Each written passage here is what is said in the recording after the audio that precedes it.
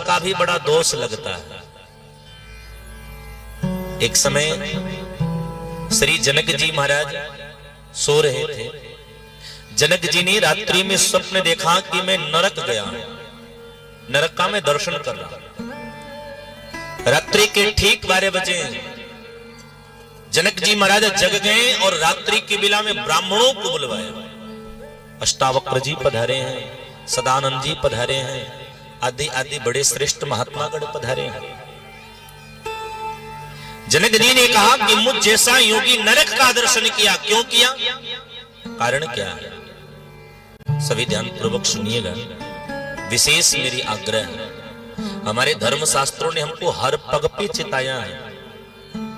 अष्टावक्र जी ने कहा कि भैया तू परम भगवान का लाडला है, लेकिन तू नरक गया है, तुमसे एक अपराध हो गया। जनक जी ने कहा कौन सा अपराध?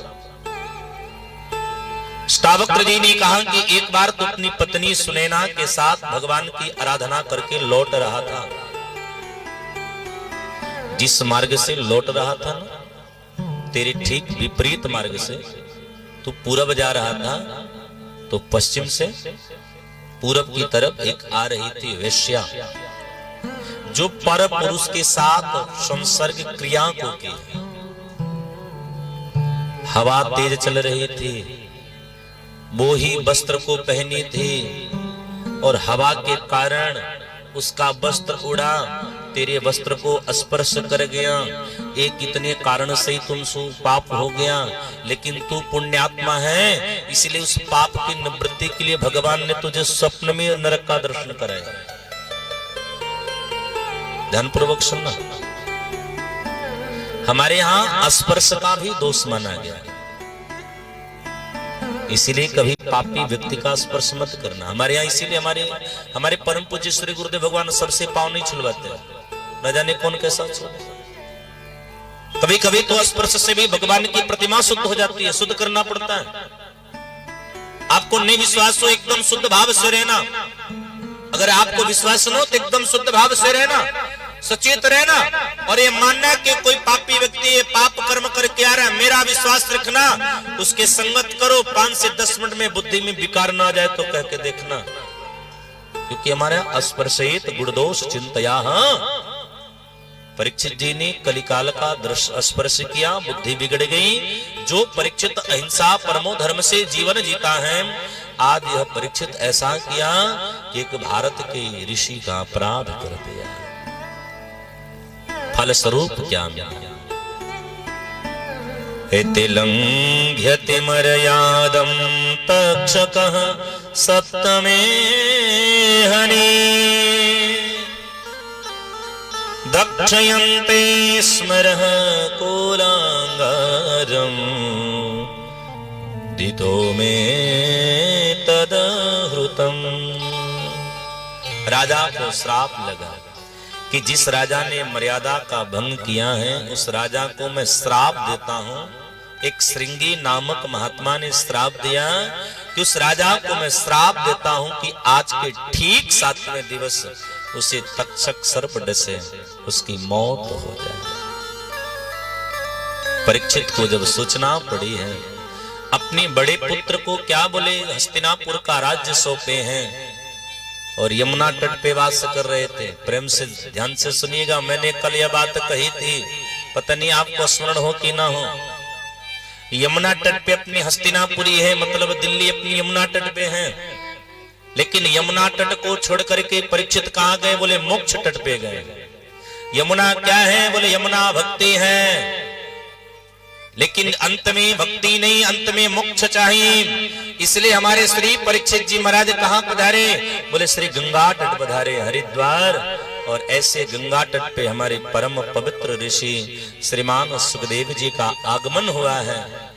और जिन सुखदेव जी महाराज ने भैया श्री परीक्षित जी को परम मंगल भागवत की कथा सुनानी आरंभ करी है। साफ प्रेम से बोलिए जय श्री कृष्ण, जय सिया राम, जय श्री राधे। ऐसे श्री सुखदेव जी पधारे। पहला केवल प्रश्न किया, गुरुदेव जिसको जल्दी मरना है उसकी मुक्ति का उपाय क्या है? नितरां म्रियमाणानां संसिन्ध्यस्य बनीयशः अतः पृच्छामि संसिद्धिं योगिनां परमं गुरुं।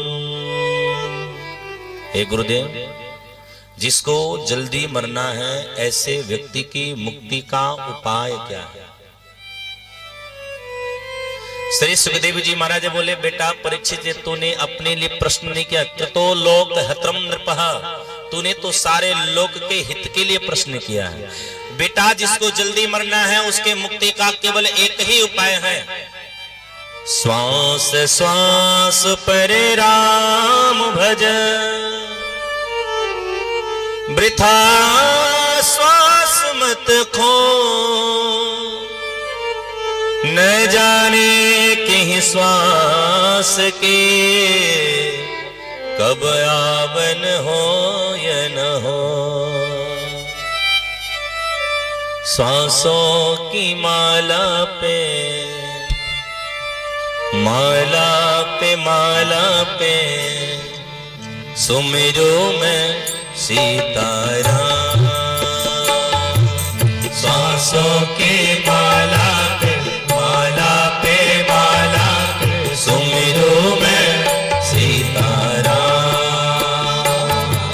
श्वासों की माला पे माला पे माला पे सुमिरो मैं सीताराम। श्वासों की माला पे माला पे माला पे सुमिरो मैं सीताराम। सीताराम सीताराम। श्वासों की माला पे माला पे माला पे सुमिरो मैं सीताराम। सीताराम सीताराम सीताराम। श्वासों की माला पे माला पे माला पे सुमिरो मैं सीताराम। सुमिरो मैं सीताराम। सुमिरो मैं सीताराम। प्रत्येक श्वास से भगवान का भजन करो। बेटा, तेरे पास समय कितना है? परीक्षित जी ने कहा, महाराज आधा दिन तो बीतेगी, 6.5 दिन है। सुखदेव जी ने कहा, बेटा तो मुक्ति एक पल में मिल जाती है। खटंगवांग नामक एक राजा है, जिन राजा को मुक्ति तो एक पल में ही मिल गई। बेटा, तुझे मुक्ति चाहिए ना, तो मुक्ति को प्राप्त करने के लिए, क्योंकि तेरे पास समय जाते हैं, इसलिए थोड़ा शास्त्र विशेष पूर्वक सुनना। मुक्ति को प्राप्त करने के लिए संसार में कुछ संयम नियम बनाना पड़ता है। देखो, हमारे यहाँ पहले कहा होता ना, हम लोग स्तुति करते हैं, जब सुबह सो के उठते हैं तो एक हम स्तुति करते हैं, प्राग्रे वस्ते लक्ष्मी कर मध्ये स्वरसते कर मूले स्थितो ब्रह्मा प्रभाते कर दर्शनम। ऐसे हम स्तुति करते हैं। प्राग्रे वस्ते लक्ष्मी, यहाँ अग्रभाव में लक्ष्मी का वास हो कि आज हम दान पुण्य करें। मूल भाव में ब्रह्मा का वास हो, हम किसी को स्थापित कर सकें। मध्य भाग में देवी सरस्वती का वास हो, हम किसी को विद्या दे सकें। ऐसे पवित्र कर का हम दर्शन करते हैं। लेकिन आजकल की दुनिया में देखो, ये पहले की थी प्रभाते कर दर्शनम, आजकल की दुनिया में प्रभाते कप दर्शन। पहले हम सुबह सो के उठते थे तो बिना भगवान का भजन के कुछ खाते पीते नहीं थे। आजकल हम सो के उठते तो बिना चाय पिए तो महाराज हम वहां भी नहीं जाते। सो के उठना ही करना पड़ता, चाय लाना आ नहीं रही है। ऐसे कैसे भजन हो? पहले आपको नियम बनाना पड़ेगा। भजन करने के लिए एक आसन पर देरावधि तक बैठना पड़ता है, श्वासों को रोकना पड़ता है। हमारे एक संत हैं, उन्होंने एक हमको सूत्र बताया कि हमारा श्वास कैसे जा रहा है। देखो प्रत्येक एक देखो हेल्दी पर्सन एक व्यक्ति ना 24 घंटे में 21,666 बार तो श्वास लेता ही लेता है। ये हमारा डेली का रूटीन है। ठाकुर जी ने इतनी श्वास हमको डेली बाई डेली दी है, लेकिन हम श्वास को खो कैसे रहे। बैठे 12 पड़े 18 सोवत में 32 काम वासना 64 लगे जीव कैसे ईशा। आप ऐसे 2 मिनट बैठे हो तो 12 श्वास लेते हो। यही 2 मिनट अगर ऐसे आप लेट जाओ, आपकी श्वास 18 बार हो जाएगी। एक सोता हुआ व्यक्ति जो मस्ती से गहरी नींद में सोता है ना, वो ज्यादा श्वास लेता है। 2 मिनट आप गहरी नींद में आ जाओ तो आप 32 बार श्वास ले लो, और वही 2 मिनट अगर संसर्ग क्रिया को करते हो, आपकी श्वास 64 बार जाती है। फिर आप जियोगे कैसे? बेटा श्वासों पर विजय प्राप्त करो। इसके लिए आपको करना क्या पड़ेगा? बोले प्राणायाम करना पड़ेगा। और प्राणायाम करते हुए सारी दुनिया में भगवान का रूप का दर्शन करना। क्यों? ये जितना है ना, ये सब भगवान का स्वरूप है। श्री सुखदेव जी महाराज कहते हैं, पृथ्वी पर जितनी वृक्ष हैं भगवान के सब क्या हैं? बोले ठाकुर जी के सारे ये रोए हैं। पृथ्वी पर जितनी नदियां हैं ये क्या है? भगवान की सब नाड़ियां हैं। सारा संसार ये भगवान का स्वरूप है। बेटा यहीं तक नहीं, क्षिति जल पावक गगन समीर, क्षिति जल पावक गगन समीर, क्षिति जल पावक गगन समीर, क्षिति जल पावक समीरा, पंच रचिते अति अधम शरीर, पंच रचिते अति अधम शरीर, पंच रचिते अति अधम शरीर, पंच रचिते अति अधम शरीर, क्षिति जल पावक गगन समीरा, क्षिति जल पावक गगन समीरा। ये मानो 5 तत्वों से जो निर्मित है। देखो भैया, ये सब भगवान का स्वरूप है। आप कहोगे हम भगवान के अंशी नहीं हैं। ये आपको तब समझ आएगा जब आपसे कोई प्रश्न करे, तू अगर बसता है एक दाने में तो बता हर दाने दाने में कौन है। आप किसी को एक रोटी खिलाते हो, आप सोचो कि हमने तो एक को पेट भर दी, तो दुनिया में जितने लोग भूखे सो रहे उनका भी तो कोई पेट भर रहा है। ये सारा जगत भगवान का एक स्वरूप है।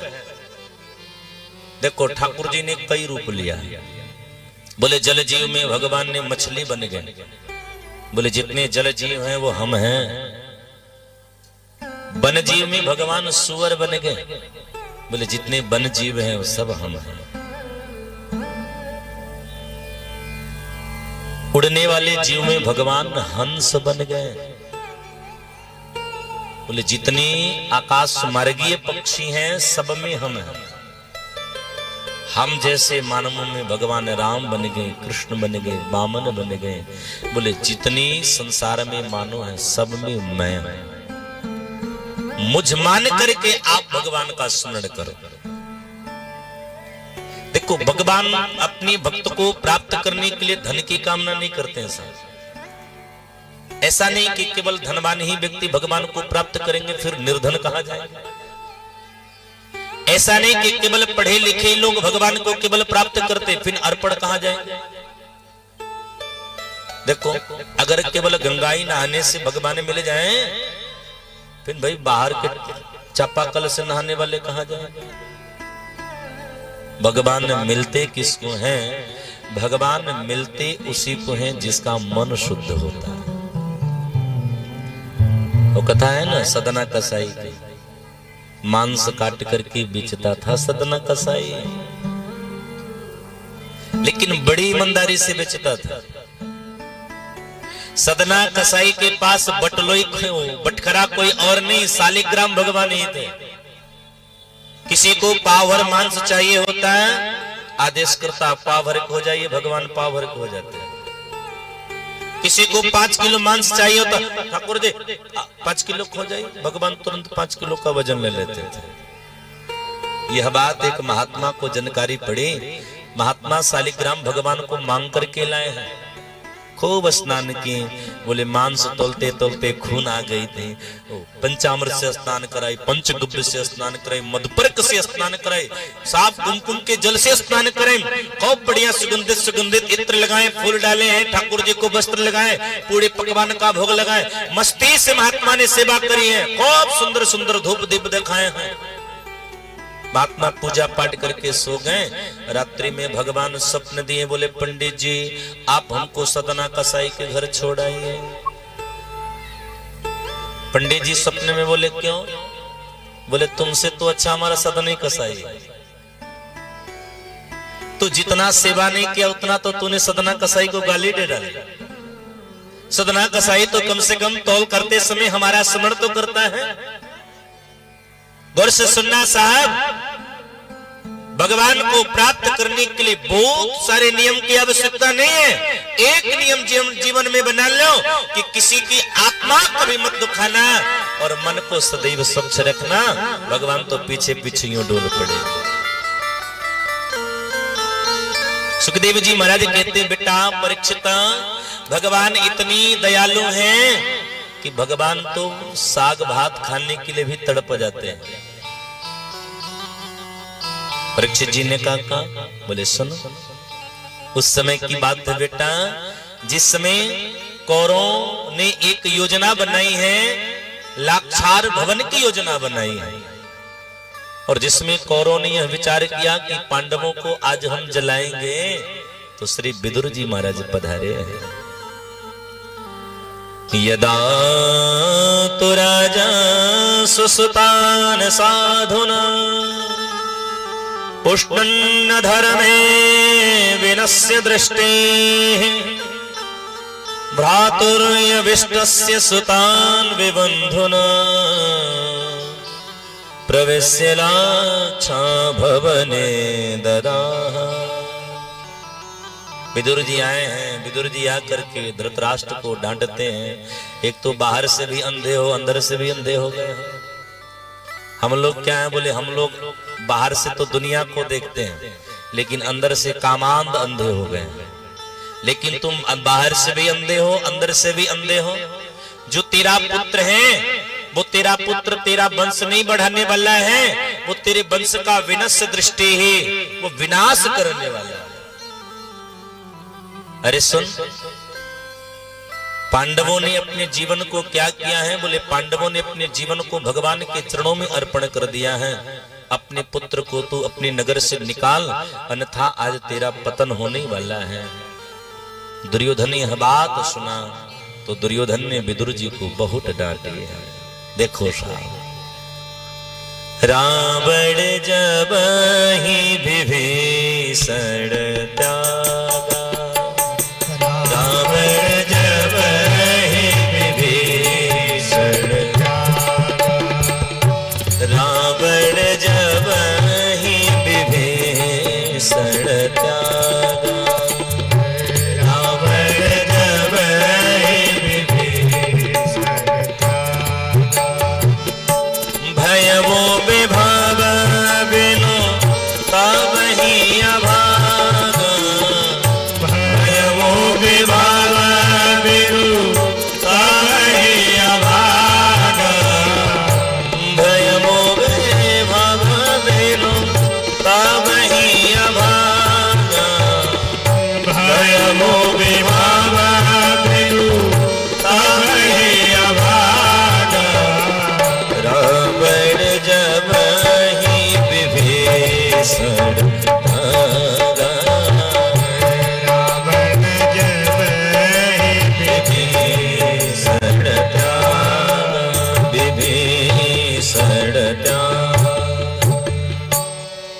रावण का त्याग किसने किया?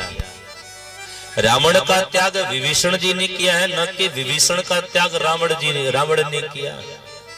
एक बात गौर से सुनना, जिनके जीवन से साधु रुष्ट होकर के चले जाते हैं ना, उनके जीवन का भाग्य भी साधु लेकर के चले जाते हैं। इसलिए हमेशा यह प्रयत्न करना कि जीवन से कभी कोई साधु रुष्ट होकर के ना जाए। अस कहीं चला विभीषण जब ही आयु हीन भय सब, तब ही लंका की आधी आयु लेकर के विभीषण निकले हैं। आज ठीक इसी प्रकार दुर्योधन के यहाँ से विदुर जी निकले हैं, तो मानो दुर्योधन की आयु कम पड़ गई है। पत्नी के साथ जंगल में वास करते हैं बंधुजन, काफी दिन बीत गए हैं। आज भगवान हस्तिनापुरी पधारते हैं, क्या बन करके? बोले शांति दूत बन करके पधार रहे हैं। विदुर जी को पता चले हैं तो विदुर जी भी भगवान का दर्शन करने पधारे हैं। भरी सभा में दुर्योधन ने भगवान का बड़ा स्वागत किया और दुर्योधन ने कहा, आपका यहाँ आने का क्या कारण है? भगवान कहते, सुन, आधा राज्य उनको दे दे। दुर्योधन ने कहा, दिया नहीं जाता। भगवान कहते, तो 5 गांव दे दे। दुर्योधन ने कहा, पागल हो? सोचा यज्ञे नैव दास्यामि बिना युद्धेन केशवः। अरे सुई के नोक के बराबर भी भूमि में बिना युद्ध का नहीं दो। आप कहते हो फ्री में 5 गांव दे दो। भगवान ने फिर युद्ध की परिभाषा समझाई तो दुर्योधन ने भगवान को बहुत भला बुरा कहा। ठाकुर जी खड़े हैं तो क्रोध से ही हैं, लेकिन शकुनी ने तुरंत दुर्योधन की वो धोती पकड़ी, नीचे खींची, बोले ठहर के संभल के बोल, ये वही हैं जिन्होंने कंस को पटक पटक के मारा, ये संभल के बोल। अंत में दुर्योधन कहता है कि लाला छोड़िए सब की बातों को, चक्कर में मत पड़िए, आप हमारे साथ चलिए। हमारी मैया गांधारी ने आपके लिए 56 प्रकार के वो पकवान पकाए हैं, आप चल करके उसको स्वीकार करें। भगवान कहते, तेरे घर में भोजन करता, लेकिन भोजन केवल 2 ही परिस्थितियों में की जाती है। सभी प्रेम से बोलिए जय श्री राधे। भोजन केवल 2 ही परिस्थितियों में की जाती है। कभी कभी उन परिस्थितियों में हम सब पढ़ करके बहुत परेशान हो जाते हैं। पहली परिस्थिति क्या है? बोले भोजन करने वाले को भूख हो तो जैसे भी भोजन दो कर लेगा। और दूसरी परिस्थिति क्या है? हमको भूख नहीं हो, लेकिन अगर अगले व्यक्ति के पास अगाध श्रद्धा है तो न चाहते हुए भी भोजन करना पड़ता है। तो कभी कभी दूसरी परिस्थिति में पढ़ करके हम लोग बड़े परेशान हो जाते हैं। भक्तों के घर आना जाना होता है ना, तो बड़ी समस्याएं हो जाती हैं। ठाकुर जी कहते, मैं तेरे घर भोजन पाने वाला नहीं, क्योंकि मेरा तो निमंत्रण विदुर जी के घर है। दुर्योधन ने कहा, आपको विदुर जी ने कब निमंत्रण दे दिए? भगवान कहते हो बहुत पहले पत्रिका आई थी कि कभी हस्तिनापुर आना तो मेरे घर भोजन पाक के जाना। विदुर जी उसी सभा में थे, विदुरानी भी उसी सभा में थी। विदुरानी जी ने विदुर जी से कहा, क्यों जी आपने निमंत्रण भेजा, हमको बिना बताए कैसे निमंत्रण भेज दिया? आजकल पत्नियां कहती ना, हमको बिना बताए कोई काम मत करना। अरे विदुर जी ने कहा, देवी मैं क्या बात बताऊं, मैं तो अपनी भी कसम खाऊं, देवी मैंने कभी ना कही है। अरे यूं तो अपने मन से कह रहा है, तो घर जा झाड़ू पोछा लगा, ये जरूर आएगा। मैं जरा गोप ग्वालों की बजरिया जाऊं, थोड़े माखन मिश्री लेकर आऊं इसके खाने पीने के लिए। काका गए हैं बजरिया, काकी घर में आई है, झाड़ू लगा रही है। ठाकुर जी आएंगे, गौर से सुनना। झाड़ू लगाना भी न तो सोच के लगाना कि भगवान पधार रहे हैं। सबरी विदुरानी की सबसे बड़ी भक्ति क्या है? सबरी अपने केस से झाड़ू लगाती थी।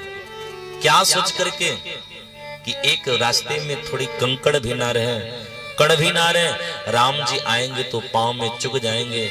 सबरी कब से झाड़ू लगा रहे थे? आयु के 16 साल से। राम जी उसको कब मिले हैं? राम जी उसको मिले आयु के 84 साल में मिले। इतने बीच में वो प्रत्येक दिन झाड़ू लगाते थे कि राम जी आएंगे, राम जी आएंगे। आज काकी भी झाड़ू लगा रहे हैं। ठाकुर जी पधारे हैं, दरवाजा खटखटाई है, मैया स्वागत करी है। सामने नील लावण्य निधि भगवान का दर्शन प्राप्त की है, बाप पकड़ी है, अपने भवन में लाई है, भगवान की स्वागत कर रही है। बेटा तू बैठ, लाला बैठ। कन्हैया बोले केवल बैठाओगी कि कुछ खिलाओ पिलाओगी भी? क्या पेट में चूहे कूद रहे हैं? काकी बोली लाला थारे काका गए हैं बजरिया। बोले घर में कछु नहीं है, बजरिया से आए, घर में कछु रखे हैं तो दो। काकी बोली तू बैठ, अभी मैं फल लेकर के आऊं। मैया गई है कदली बन, सुंदर सुंदर केले के फल लाई है। गौर से सुनना, साधु साई परंपरा में ना पनीर को भी हम साग कहते हैं, साग को तो साग कहते हैं। बंधु जना, काकी लाई है फल, 2 पत्तल लाई है, 1 पत्तल भगवान के सामने, 1 पत्तल अपने सामने। छिलका को उठाई है, नैन से भगवान के नैन मिल गए। काकी भगवान को निहारे जा रही है, हाथ से यूं केले के छिलके को उतार रही है। नियम क्या था? बोले नियम था कि छिलका अपने पत्तल पे रखें और उसका जो फल है वो भगवान के सामने जो पत्तल पड़े वहां रखें। लेकिन काकी भूल गई, जो हाथ इधर आना था वो हाथ उधर हो गए।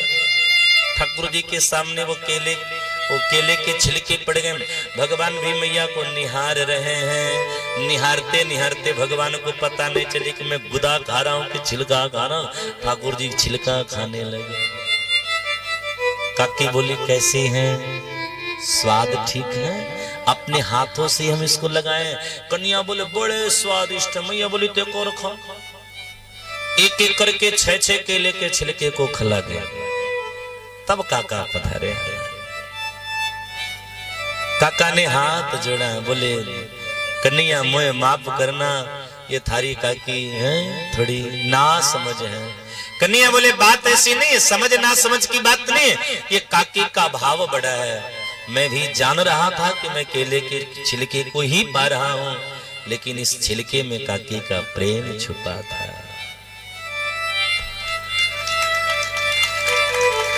खुल के आओ थोड़ा। कभी पवाने का मन करे ना भगवान को, सुखाई रोटी खिलाना, लेकिन भाव से खिलाना। नामदेव जी की कथा है ना, एक बार नामदेव जी रोटी पका रहे थे, कुत्ता आया रोटी लेकर भागने लगा। नामदेव जी घी की कटोरी लेकर पीछे पीछे दौड़ने लगे। अरे भैया रुक जाओ, सूखा रोटी खाओगे तो मुख में गड़ेगा, थोड़ा घी तो लगा दो। भगवान बोले नामदेव तू हमको यहां भी नहीं छोड़ेगा। भाव का भूखा हुए, भाव ही एक सार है। भाव से भजता जो मुझको, भव से बेड़ा पार है। भाव बिन मुझे कुछ भी देवे, मैं कभी लेता नहीं। भाव से एक पुष्प दे, वो मुझे स्वीकार है। काका मैं तो भावकार सिया हूं। भगवान ने विदुर जी के ऊपर कृपा बरसाई है। बंधु जन, आगे विदुर जी महाराज जी का मिलाप श्री उद्धव जी से होता है। उद्धव जी ने भगवान की बाल लीला सुनाई है और आगे विदुर जी एक यात्रा करते हैं, जिस यात्रा में मैत्रेय नामक एक ऋषि का दर्शन हुआ है, जिन्होंने सृष्टि निर्णय के निर्माण की कथा को करी है। मैत्रेय जी महाराज ने भगवान को वाराह अवतार की कथा सुनाई है कि भगवान वाराह बन करके हिरणाक्ष का उद्धार करे हैं, पृथ्वी का सृजन भया है और इस पृथ्वी पर मनु जी महाराज की उत्पत्ति भई है। ब्रह्मा जी ने अपने अंश से प्रकट किया है। जिन मनु जी महाराज अपनी शत्रुपा पत्नी को लेकर के पधारे हैं और सारी दुनिया का निर्माण करी है। मनु जी महाराज जी के 2 पुत्र हैं, 3 पुत्रियां हैं। 3 पुत्रियां आकुति, देवहूति, प्रसूति। बीच की कन्या देवहूति का विवाह कंदर्प नामक एक पवित्र महात्मा के साथ हुआ, जिन महात्मा के घर 9 कन्याएं प्रकट भई हैं। जिन 9 कन्याओं के साथ साथ भगवान श्री कपिल देव के रूप में पधारे हैं, जिन कपिल देव महाराज ने अपनी मैया को सांख्य शास्त्र का उपदेश करते हुए मैया को परम गति प्रदान कराते हैं। माई बाप, बड़ी कन्या है आकुति। आकुति का विवाह रुचि नामक प्रजापति के साथ हुआ, जिनके यहाँ भगवान स्वयं यज्ञ स्वरूप में पधारते हैं। तृतीय कन्या है प्रसूति। प्रसूति का विवाह ब्रह्मा जी के मानस पुत्र दक्ष के साथ हुआ है, उनके यहाँ सूर्य कन्याएं पधारी हैं। और इन्हीं में सूर्य कन्याओं में सबसे छोटी जो कन्या है, उस कन्या का नाम भगवती सती देवी, जिनका विवाह भगवान शिव के साथ हुआ है। सूर्य कन्याओं में से 13 कन्याओं का विवाह दक्ष ने धर्म के साथ ही किया है। 14वीं कन्या का देखो, उन 13 कन्याओं में से जहां धर्म होगा वही भगवान आएंगे। उन 13 कन्याओं में से एक कन्या जिसका नाम है मूर्ति, मूर्ति के गर्भ से भगवान नर और नारायण के रूप में अवतार लेते हैं। 14वीं कन्या है स्वाहा, जिनका विवाह अग्नि के साथ हुआ। 15वीं कन्या है स्वधा, जिनका विवाह पितरों के साथ हुआ। देखो, हम हवन करते हैं ना, स्वाहा करते हैं। पितरों का जब हम तर्पण करते हैं, हम स्वधा करते हैं। 16वीं जो कन्या है, या कन्या का विवाह भगवान शिव के साथ हुआ। जिन शिव जी की तिरस्कार किया है दक्ष ने, दक्ष समझ ना पाया शिव की बात। गोस्वामी जी का वो लेखन है, बड़े अधिकार दक्ष जब पावा, बड़े अधिकार दक्ष जब पावा, अति अभिमान हृदय तब आवा, अति अभिमान हृदय तब आवा, नहीं तो वस जन्मा जग माही, नहीं तो वस जन्मा जग माही, प्रभुता पाही जाहि मत नाही, प्रभुता पाही जाहि मत नाही, नहीं को वस जन्मा जग माही, नहीं को वस जन्मा जग माही, जन्मा जग माही, जन्मा जग माही। देखो साहब, बड़ा पद मिल जाए तो अभिमान मत लाना।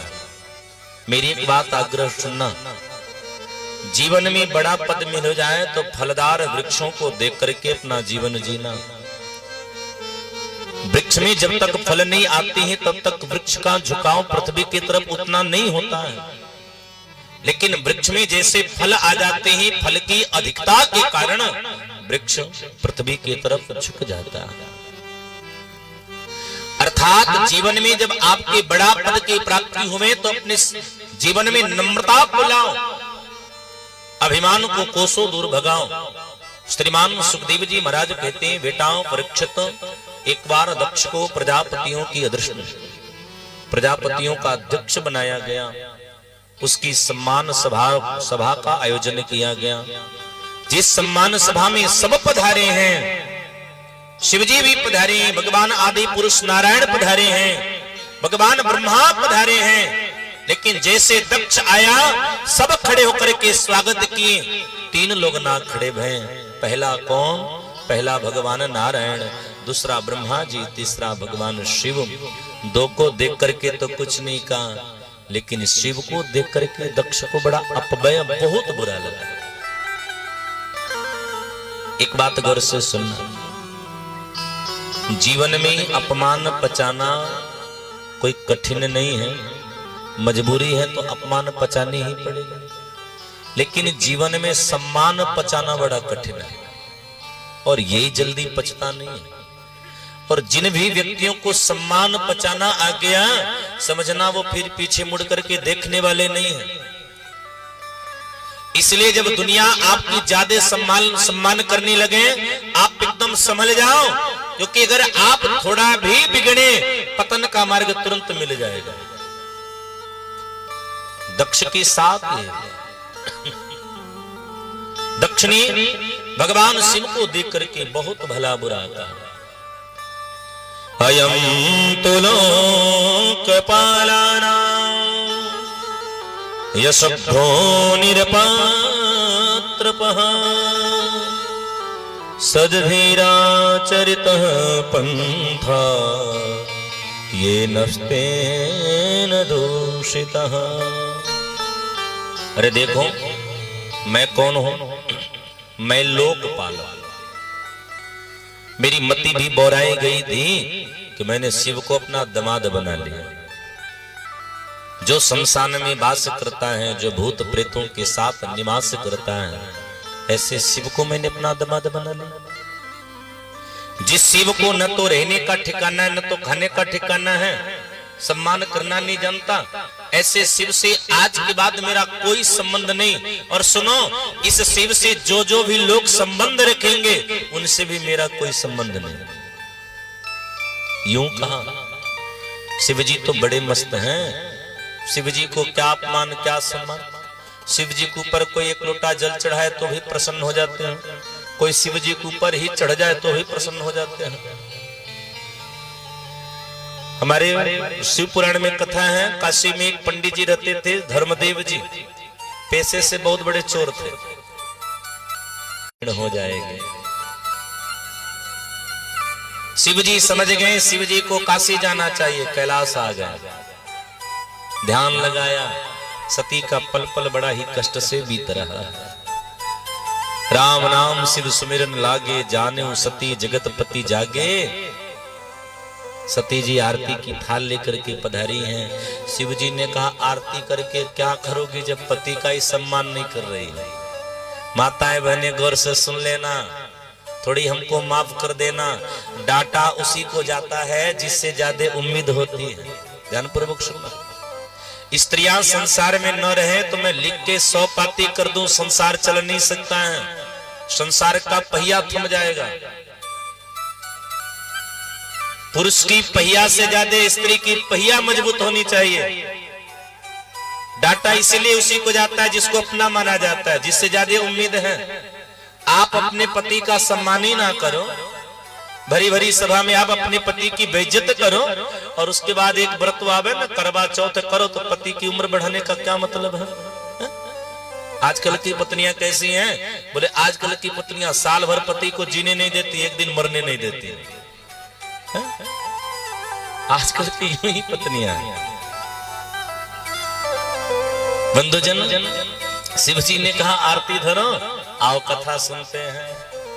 लेकिन सती के मन में कथा न लगी। क्यों न लगी? आसन देखकर को शास्त्र कहता है अपना सम्मान समझ लेना चाहिए। देखो, वाम भाग पत्नी का, यहां यज्ञ करो ना, पत्नी कहां होनी चाहिए? बाएं तरफ। अगर यज्ञ में बहन भी है तो बहन का स्थान दाहिने दे दो। यज्ञ में अगर मां है तो मां का स्थान सामने दे दो। शिवजी ने सती को सामने बिठाया, सती समझ गई कि हमको मां मानते हैं। अब ऐसे पत्नियों से पूछना जिसका पति उसके सामने हो, साथ रह रहा हो, लेकिन बात न कर रहा हो, ऐसी नारी के कलेजे पर क्या गुजरती होगी। सती का कथा में मन नहीं लग रहा है।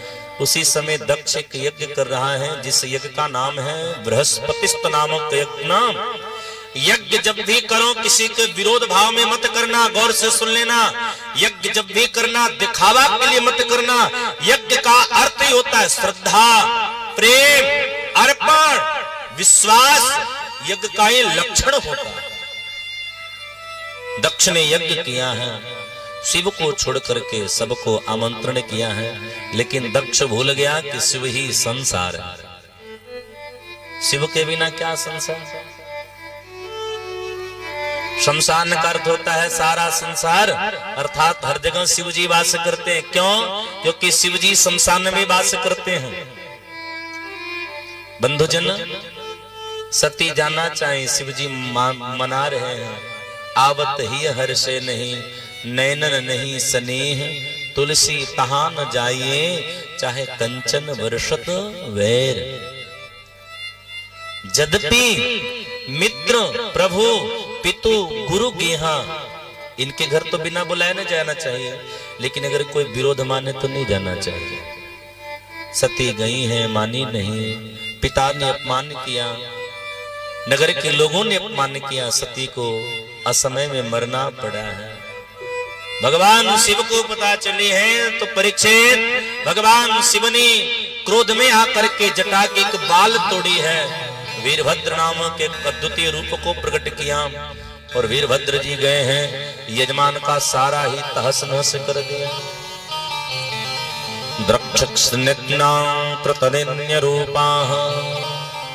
वीरभद्र गए हैं, दक्ष के सर को ही काट करके अग्नि कुंड में स्वाहा कर दिया।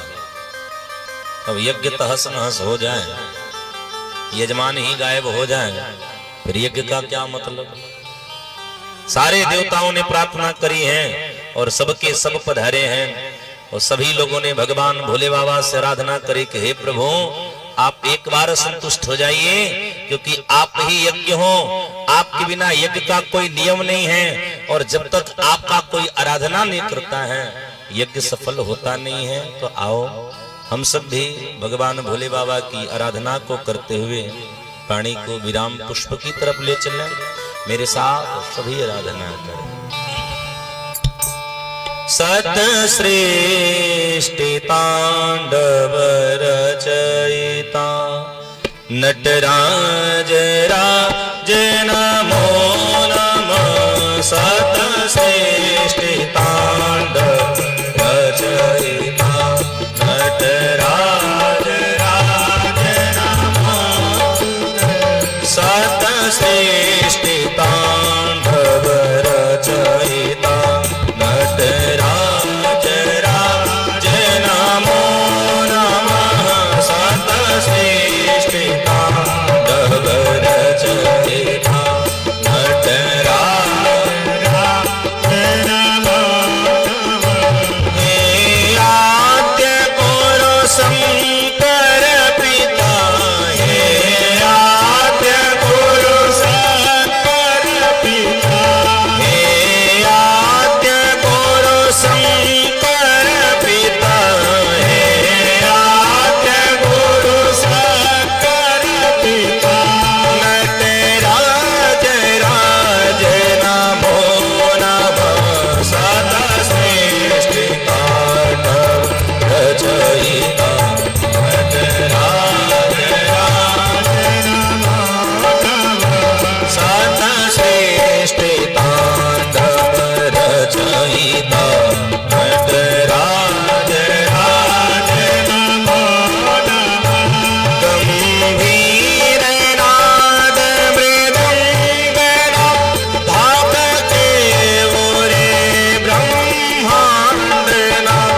गंभीर नाद मृदंग नाद, धाकते उरे ब्रह्मांड नाद।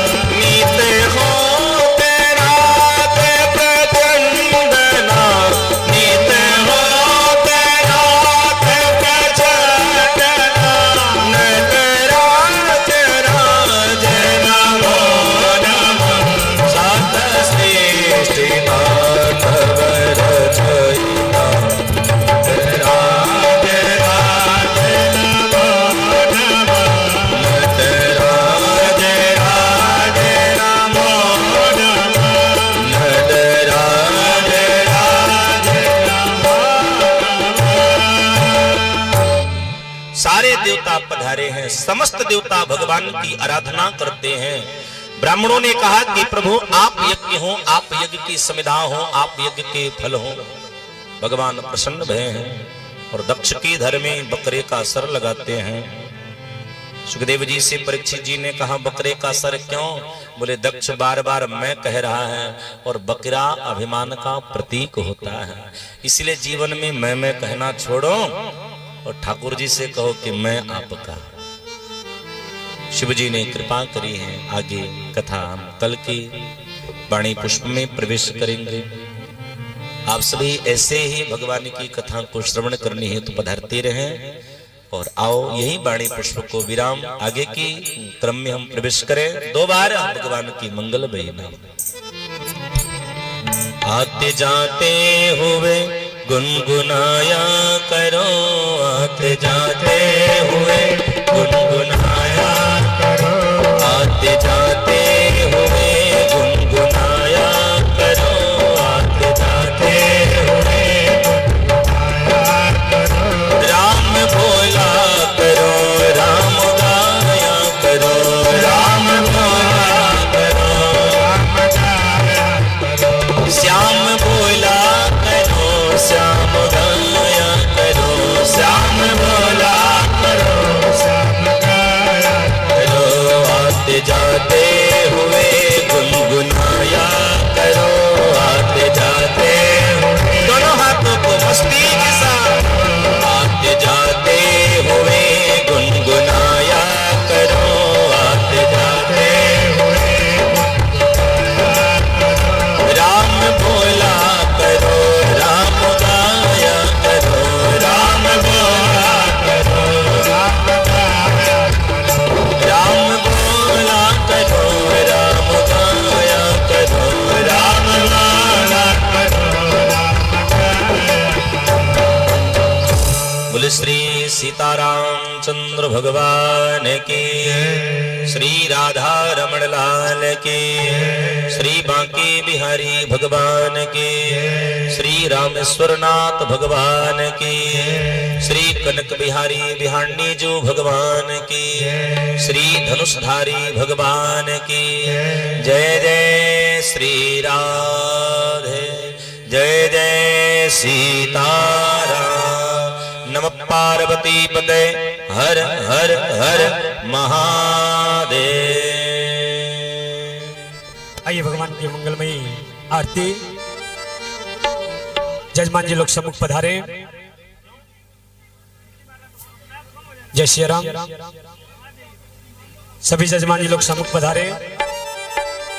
आप सभी लोग अपने अपने स्थान पर खड़े हो जाएं और भागवत जी की मंगलमयी आरती में सम्मिलित होकर के अपने जीवन को कृतार्थ में बनावे।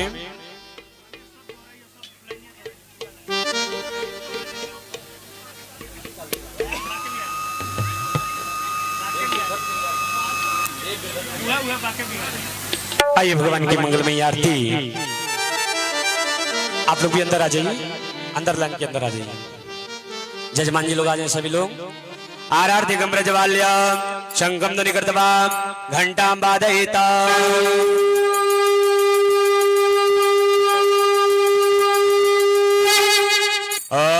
मीरगं अविहीरजननं मे अधुरजवीरगं सर्वगणगं ज्वलति आर्मजनिं प्रजाजनिं पशुजनि लोकजन्यभयजनि अग्निहिं प्रजां बहुलां मे करोद्वन्नं पयोरितु अस्मान् सुधाता।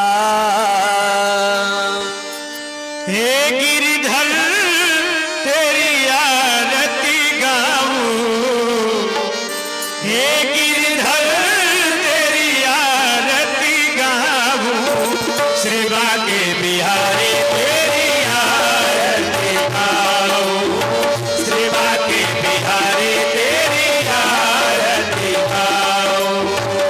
हे गिरिधर तेरी आरती गाऊं, हे गिरिधर तेरी आरती गाऊं, श्री बांके बिहारी तेरी